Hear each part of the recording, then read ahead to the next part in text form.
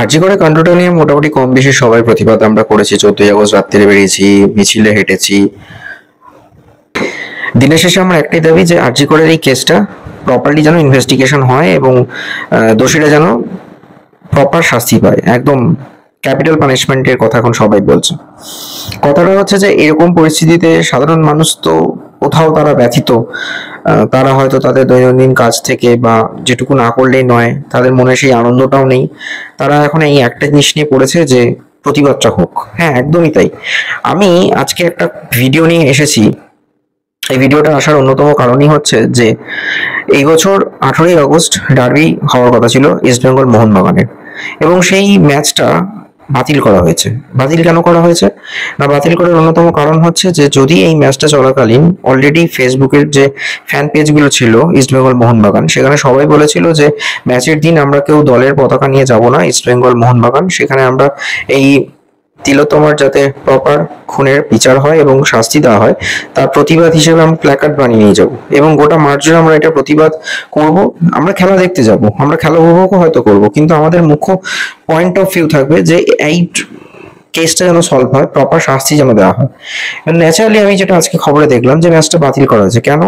না, সেনা এবং ইন্টেলিজেন্স ব্যুরো আশঙ্কা করছে যে এই ম্যাচ চলাকালীন যদি কোনো ভাঙচুর হয়, লাইক ইস্ট বেঙ্গল মোহনবাগান তারা অবশ্যই ফুটবল প্রেমী মানুষ, কিন্তু এই মুহূর্তে শহর এই একটা কেস নিয়ে ব্যথিত, এবং সেখানে যদি একটু বেশি আবেগপ্রণোদিত হয়ে কোনোভাবে মাঠের মধ্যে কোনো বিশৃঙ্খলা সৃষ্টি করে, বা দেখা গেল যে তারা যে প্ল্যাকার্ডগুলো বানিয়ে নিয়ে যাচ্ছে সেইগুলো তো একটা কোনো না কোনোভাবে বিভিন্ন জায়গাতে বিভিন্ন যে সম্প্রচার যারা করছে, সেটা যে কোনো স্পোর্টস চ্যানেল হতে পারে, তাদের কাছেও এটা টেলিকাস্ট হবে, এবং দেখা যাবে যে একটা মাঠে ফুটবল ম্যাচ চলাকালীন সেখানে যারা সমর্থক রয়েছে তারা কোনো দলের বা সেই দলের পতাকা না দেখিয়ে উল্টে একটা সেই সময় সমসাময়িক কোনো ঘটনা ঘটেছে এবং সেটা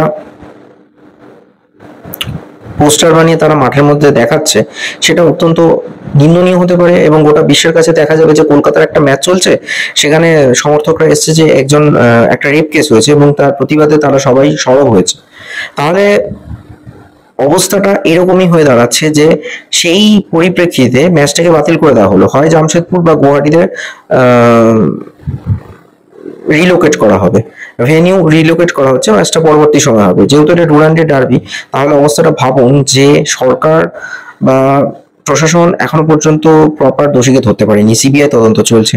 এই মত অবস্থায় যখন তারা জানতে পেরেছে যে সমর্থকরা একটা ম্যাচকে কেন্দ্র করে সেখানেও তারা প্রতিবাদ করছে, অতএব ম্যাচটাই করতে দেওয়া হলো না।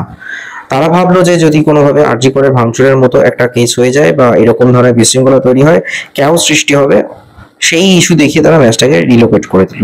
অবস্থাটা ভাবুন। Stay tune on mock stories.